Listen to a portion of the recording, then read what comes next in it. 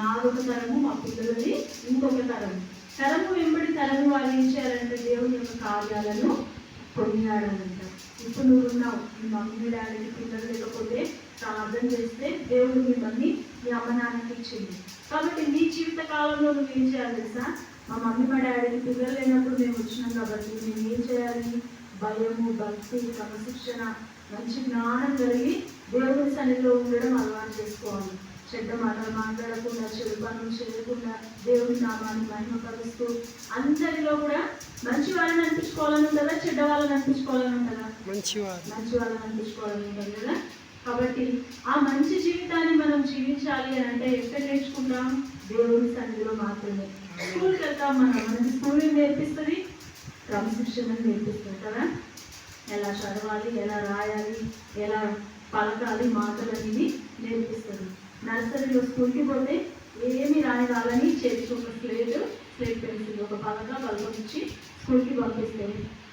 Nursery నుండి LKG, UKG, first, second, 10th class వచ్చేసరికి ఏమైపోతుంది? రాయడం, చదవడం, చదువు రాని వాళ్ళకి, రాయడం రాని వాళ్ళకి కూడా నేర్పించడానికి ఆ చదువు ఉపయోగపడుతుంది కదా. అలాగే దేవుని మందిరం ఏం చేస్తుందంటే, దేవుని మందిరంలోకి వస్తే క్రమశిక్షణను నేర్పిస్తుంది. ఎలా జీవించాలి, ఎలా బ్రతకాలి, ఎలా మంచి పేరు తెచ్చుకోవాలి, కష్టాలలో ఎలా నిలబడాలి, దేవుడికి ఎలా మంచి పేరు మన జీవితంలో మనం కలిగి ఉండాలో, ఎలా జీవించబడాలో, ఎలా సమస్యలలో నిలబడాలో కూడా మనకి నేర్పిస్తుంది దేవుని సన్నిధి. కాబట్టి అలాంటి దేవుని సన్నిధిలో మనం ఎలా ఉండాలి అంటే క్రమశిక్షణ కలిగి ఉండాలి, శ్రద్ధగా ఉండాలి. ఒక స్కూల్ టీచర్ కానీ సార్ కానీ మనం గురించినప్పుడు ఏం చేస్తాం? చాలా డిసిప్లైన్గా కూర్చుంటాం కదా. క్రమశిక్షణగా ఉండడానికి శ్రద్ధ వహిస్తాం. అలాగే దేవుని సన్నిధిలో దేవుడు కూడా మన మధ్యలోనే ఉంటాడు. కాబట్టి ఆ దేవుని సన్నిధిలో మనం కూడా క్రమశిక్షణ కలిగి ఉండాలి. ఇంకా ఇక్కడ మీ పరాక్రమ క్రియలను నేను తెలియజేయగలను, మహోన్నతమైన నీ ప్రభావ మహిమలను, నీ ఆశ్చర్య కాలంలో నేను ధ్యానించగలను అంటున్నాను. మన జీవిత కాలంలో దేవుడు చేసిన కార్యాలను మనం ఏం చేయాలంటే జ్ఞాపకం చేసుకోవాలి. మనిషిని జ్ఞాపకం చేసుకున్నప్పుడు అది మనకి ధైర్యాన్ని ఇస్తుంది, ఆదరణ ఇస్తుంది, నెమ్మదిని ఇస్తుంది, సంతోషాన్ని ఇంకా దేవుని వైపు చూసేలాగా మనకి సహాయపడుతుంది. ఎదురుని క్రియలన్నీ మీకు కృతజ్ఞతాస్తుతులు చెల్లించుచున్నది, మీ భక్తులు మీకు సన్నిధించుదురు అంటున్నారు పరమేశ్వరుడు. మీ క్రియలన్నీ మీకు కృతజ్ఞతాస్తుతులు చెల్లించుచున్నవి, మీ భక్తులు మీకు సన్నిధించుదురు. ఒకసారి ఒక టీచర్ దగ్గర ఒక స్టూడెంట్ వెళ్ళాడంట. ఒక అతను బాగా అల్లరి చేస్తున్నాడంట. తను రాయట్లేడంట, చదవట్లేడంట, చెప్పిన మాట వినట్లేడంట. పక్కన ఉన్న పిల్లల్ని కూడా విసిగిస్తూ టీచర్ కొట్టడం, అల్లరి చేయడం చేస్తున్నాడంట. అయితే అప్పుడు ఆ టీచర్ ఆ అబ్బాయిని చూసి విసిగిపోయి ఏం చేసిందంట, ఒక పేపర్ తీసుకొని పేపర్ మీద నేను మీకు ఒక లెటర్ రాసిస్తున్నాను, తీసుకుంటే మీ మమ్మీకి రా అన్నాడంట. సరే అని ఏం చేసిందంట, మమ్మీ మా టీచర్ నీకు ఇవ్వమని చెప్పి పేపర్ ఇచ్చింది అని ఇచ్చిందంట. ఇస్తే ఆ పేపర్ తీసుకుపోయి ఇస్తే వాళ్ళ మమ్మీని చదివేసరికి అందులో ఏంటంటే, నీ కొడుకు దేనికి పనికిరాడు, నీ కొడుకు రేపటి తీసుకెళ్ళి పంపించకు, ఎందుకంటే తను రాయట్లేడు, చదవట్లేడు, క్రమశిక్షణ ఉండట్లేడు, పక్కన ఉన్న వాళ్ళని కూడా ఆ రకంగా చదవనివ్వట్లేడు, రాయనివ్వట్లేడు, క్రమశిక్షణ ఉండనివ్వట్లేడు, కాబట్టి అతన్ని మా దగ్గరికి స్కూల్కి పంపించకు అని అన్నాడంట. అయితే టీచర్ వాళ్ళ మమ్మీ అది ఏం రాసిందని, టీచర్ ఏం రాసింది మమ్మీ అని కొడుకుని అడుగుతున్నాడంట. అంటే నేను చాలా గుడ్ బాయ్ అని, మంచిగా చదువుతున్నామని, మంచిగా రాస్తున్నామని, క్రమశిక్షణగా ఉంటున్నామని మీ గురించి రాసింది అని అన్నాడంట అబ్బాయి. అవేవి చెడు గురించి తన కొడుకు చెప్పకుండా. అయితే నేను కూడా ఒక పేపర్ రాసిస్తాను, తీసుకెళ్ళి మీ టీచర్కి అని వాళ్ళ మమ్మీ చేసిందంట. నా కొడుకును అర్థం చేసుకోవడం మీకు చేత కాలేదు, మీ జ్ఞానానికి నా కొడుకు జ్ఞానాన్ని అర్థం చేసుకునేంత అనుభవం మీకు లేదు అని రాసి టీచర్కి ఇచ్చిరమ్మన్నాడంట. కొడుకు విషయంలో ఇచ్చేసి చెప్పాడంట. అప్పటి నుండి స్కూల్కి పంపించడం మానిపించి ఇంట్లోనే ప్రతిరోజు బైబిల్ ఎలా చదవాలో నేర్పించి, దాంతో పాటుగా క్రమశిక్షణగా చదవడం, రాయడం, మాకు చదువునంతా కుమారుడికి ఆ కొడుకుకి నేర్పించిందంట. అతనే ఇప్పుడు థామస్ ఆల్వా ఎడిసన్ అని బల్బులు కనుగొన్నాడు. ఎవరు? బల్బు ఉంది కదా, ప్రతి ఇంట్లో బల్బు పెరుగుతుంది కదా, ఆ బల్బుని కనుగొన్నాడు. ఎక్కడ నేర్చుకున్నాడంటే తల్లి దగ్గర, అలాగే బైబిల్ని చదవడం ద్వారా తన జీవితంలో అంత జ్ఞానవంతుడిగా తీర్చిదిద్దబడ్డాడు. ఎలా అంటే క్రమశిక్షణ కలిగి జీవించడం నేర్పించిన తల్లి యొక్క జ్ఞానాన్ని తన జీవితంలో తను అనుసరించాడు. తల్లి చెప్పినట్టుగా విన్నాడు కాబట్టి ఆ స్థితికి వచ్చాడు. ఇక్కడ యెహోవా తన మార్గములన్నిటిలో నీతిగలవాడు, తన క్రియలన్నిటిలో కృప చూపువాడు. తనకు మొదపెట్టి వారికి అందరికీ, తనకు నిజముగా మొదపెట్టి వారికి అందరికీ యెహోవా సమీపంగా ఉన్నాడు అని అంటుంది. అంటే మనం ఎలా మొదలుపెట్టాలి అని అంటే, కొన్నిసార్లు పిల్లలు అడుగుతూ ఉంటారు తల్లిదండ్రులు, ఇది నాకు కావాలి. కానీ ఆ అడగడంలో కొన్నిసార్లు ముందు పట్టుబడతారు కదా, ఇచ్చే వరకు వదిలిపెట్టడం, ఖచ్చితంగా కావాలి అని అంటారు. అంటే మొదలుపెట్టడం వేరు, నిజంగా మొదలుపెట్టడం వేరు, రెండు రకాల మొదలు ఉంటాయన్నమాట. ఇచ్చే వరకు, పొందుకునే వరకు మత్తయి 7వ అధ్యాయంలో 7:7లో ఉంది, ఈ అడుగుని నేను ఇవ్వబడును, ఎదుర్కొని నీకు దొరుకుతున్నాను. కానీ ఇంగ్లీష్లో ఒక ట్రాన్స్లేషన్లో ఏముందంటే కీప్ ఆన్ ఆస్కింగ్, అంటే పొందుకునేంత వరకు మనము అడుగుతూనే ఉండాలి దేవుని సన్నిధిలో. అలా అడగడం వల్ల ఏమవుతాం, మన జీవితంలో పొందుకుంటాం. ఖచ్చితంగా పట్టు విలువని ప్రయత్నం మన జీవితంలో మనం చేయాలి. ఒక్కసారి మనం పొందుకోలేకపోతున్నాం కదా అని విసిగిపోయి అడగడం మర్చిపోవడం, అడగడం మానేయడం కాదు, కానీ దేవుడు ఇచ్చే వరకు మనం దేవుని సన్నిధిలో అడగడం నేర్చుకోవాలి. అలా మనం చేసినప్పుడు దేవుని సన్నిధిలో మనము గొప్ప కార్యాలను మన జీవితాలలో మనము చూడగలుగుతాం. మిస్సి ఇప్పుడు ఇక్కడ ఉంది కదా మా చిన్న అమ్మాయి, ఈ అమ్మాయి పుట్టే సమయంలో ఎలా ఉందంటే డాక్టర్ హాస్పిటల్లో 15 నిమిషాల కంటే ఎక్కువ బ్రతకలు అని చెప్పిందన్నమాట. ఎందుకంటే ఆమెకి ఊపిరితిత్తులు సరిగ్గా ఎదగకుండానే లోపల శ్వాస పీల్చుకోవడానికి కూడా సరిపోయేంత శక్తి లేకుండానే పుట్టింది బాబా. 9 నెలలకే, 9 నెలల కనీసం 15-20 రోజులు అయ్యాక పుట్టాల్సింది, 9 నెలలకే పుట్టింది. అయితే ఆ సమయంలో డాక్టర్స్ ఏమన్నారంటే, ఈ పాపని ఆపరేషన్ చేసి బయటకు తీసుకున్నాం కానీ 15 నిమిషాల కంటే ఎక్కువ బ్రతకదు. ఆ లోపు ఇదని చిన్నపిల్లల హాస్పిటల్స్ వేరే ఉంటాయి, ప్రత్యేకంగా హాస్పిటల్కి తీసుకెళ్ళాలి. ఆ హాస్పిటల్లో ఆ అమ్మాయికి ప్రత్యేక ట్రీట్మెంట్ ఇస్తారు. మళ్ళీ ఇక్కడ నుండి అక్కడికి తీసుకెళ్ళడానికి కూడా ముక్కులో నుంచి ఆక్సిజన్ ఆమెకి పైపుల ద్వారా అందుతూనే ఉండాలి. లేకపోతే ఆ పైపుల నుండి ఆక్సిజన్ ఆమెకి అందకపోతే కనుక పాప చనిపోతుంది అని చెప్పారు. చెప్పినప్పుడు మేము ఒకటే ప్రార్థన చేసుకున్నాం. అర్ధరాత్రి నేను ఒక్కరాని, నాతో పాటు మన 2 రోజులు హాస్పిటల్కి వచ్చాను. నా భర్త కూడా అక్కడికి హాస్పిటల్కి రాలేదు.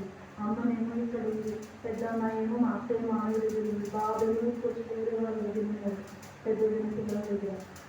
అలాంటి క్రిటికల్ పరిస్థితుల్లో అర్ధరాత్రి, ప్రభువా ఈ పాప బ్రతకాలన్నా చనిపోవాలన్నా అది నీ చేతుల్లో మాత్రమే ఉంది, నువ్వు మాత్రమే చేయగలవు ఏదైనా అద్భుతం అని ప్రార్థన చేసుకున్నప్పుడు, నేను మీ ఖమ్మం హాస్పిటల్కి తీసుకెళ్ళినప్పుడు అక్కడ 10 రోజులు ట్రీట్మెంట్ ఇచ్చారు. అయితే ఆ ట్రీట్మెంట్లో డాక్టర్స్ అన్నారట, మేము రేపు ఈ పాపకి ఆక్సిజన్ పెట్టకుండా వదిలేస్తే రూమ్లో గాలి పీల్చుకొని బ్రతకగలదా లేదా, ఇంకా ఆమెకి ట్రీట్మెంట్ ఏమైనా అవసరమా, లేకపోతే స్వస్థత అనేది జరిగిందో లేదో మేము రేపు టెస్ట్ చేస్తామని చెప్పిందంట. సరే అని వీళ్ళు మా సార్ అక్కడ ఉండి అనుకున్నారు. కానీ రేపు ఉదయం ఆక్సిజన్ పైపు తీసేసి చూస్తాము అని అన్నదానికి నైటే ఊడిపోయిందంట. మీకు ఆక్సిజన్ పైపు ఊడిపోయి అందులో మంచిగా ఆమె శ్వాస పీల్చుకుంటుంటే, మార్నింగ్ లెగ్స్ వెళ్ళినాక కంప్యూటర్లో ఆ శ్వాస ఎట్లా పీల్చుకుంటుంది, ఆమె శుద్ధంగా పీల్చుకుంటుందా లేకపోతే ఆక్సిజన్ పైపుల ద్వారా వెళ్తుందా అనేది ప్రతిరోజు ఆమె ఒకటి రీడింగ్ అట్లా రికార్డ్ అయి ఉండేదంట. అది తీసి చూసేసరికి అసలు మేము ఎవరైనా ఆమెకి ఆక్సిజన్ పైపు ఇవ్వకపోయినా అదంతా అదే ఊడిపోయింది. మళ్ళీ తన సొంతంగా శ్వాస పీల్చుకోవడం అనేది జరిగింది. దేవుడు మీ పాపను బతికించుకో అని అన్నాడంట డాక్టర్. ఒక చాలా సంతోషం అనిపించింది. ఆ అక్కడ నేను హాస్పిటల్లో ఉన్నప్పుడు ఒకటే ప్రార్థన చేశాను, ఏమంటే బ్రతికితే మీ సన్నిధిలో మీ సాక్షిగా ఉంటుంది, ఒకవేళ చనిపోతే అది మీ నామానికే ప్రభువా.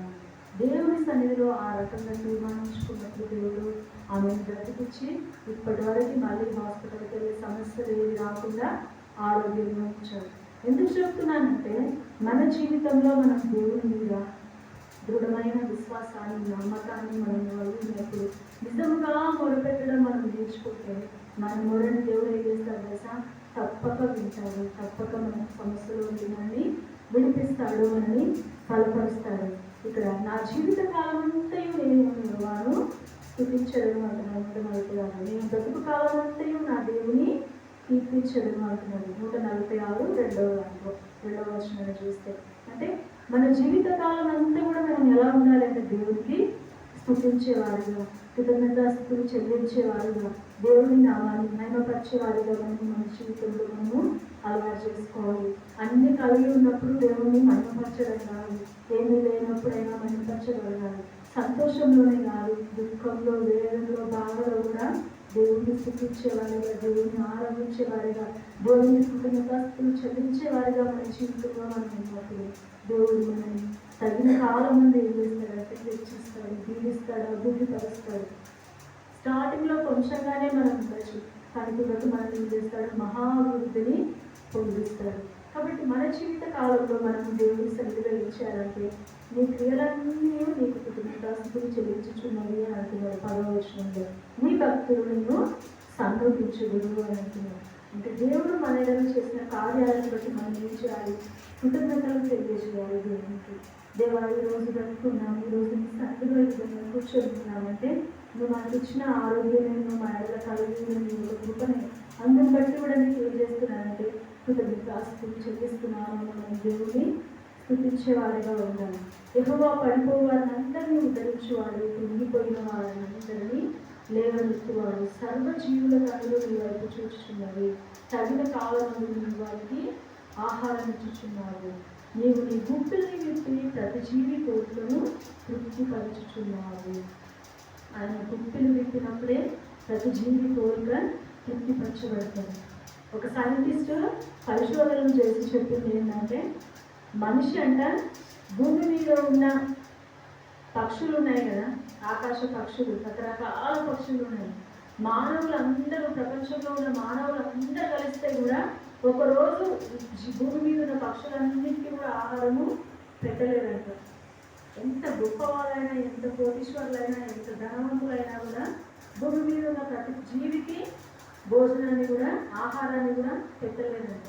అంటే దేవుడు వారికి ఏం చేస్తున్నాడంటే, ప్రతి జీవికి, ఆకాశంలో ఎదురు పక్షులకే కానీ, భూమి మీద తాకే పురుగులకే కానీ, ఈ భూమి క్రింద ఉండే ప్రతి జీవులకే కానీ తగిన కాలంలో వాటికి తగ్గట్టుగా ఆహారాన్ని ఇస్తున్నాడు. ఆ రకంగా ఇచ్చే దేవుడు మన జీవితాలను కూడా ఖచ్చితంగా తృప్తిపరుస్తాడు, మనం కూడా బలపరుస్తాడు. మన జీవితాల ద్వారా కూడా దేవుడు మహిమపరచబడతాడు. కాబట్టి మనము మన జీవితంలో నేర్చుకోవాల్సింది ఏమిటంటే కృతజ్ఞతాస్తుతులు చెల్లించడం. ఎలాంటి సమయంలోనైనా, ఏ స్థితిలోనైనా మనం దేవుడి సన్నిధిలో స్తుతించడం, ఆరాధించడం మనము నేర్చుకోవాలి. మన జీవిత కాలం అంతా కూడా దేవుడి నామాన్ని మహిమపరుస్తూ దేవుడి చిత్తాన్ని నెరవేర్చే వారిగా ఉండాలి. ఇక్కడ 20వ వచనం, యెహోవా తను ప్రేమించు వారిని అందరినీ కాపాడింది, అయితే భక్తిహీనులందరినీ ఆయన నాశనం చేయండి. తను ప్రేమించి వారిని అందరినీ ఏం చేసేవాడంట, ఆయన కాపాడే దేవుడుగా ఉన్నాడు. మన జీవిత కాలం అంతా కూడా మనం దేవుని కాపుదలలో ఉండాలి అని అంటే, ఆయన్ని ప్రేమించే వారుగా మనం ఉండాలి. ఆయన్ని ప్రేమించడం మనం నేర్చుకుంటే ఆయన దేవుడు, మన దేవుడు మనని కాపాడే వ్యక్తిగా మనతో కూడా ఉంటాడు. ఈ వాక్యం దేవుడు దీవించి మాటలను దేవుడు ఇంకా జీవితాలలో నెరవేర్చాలి.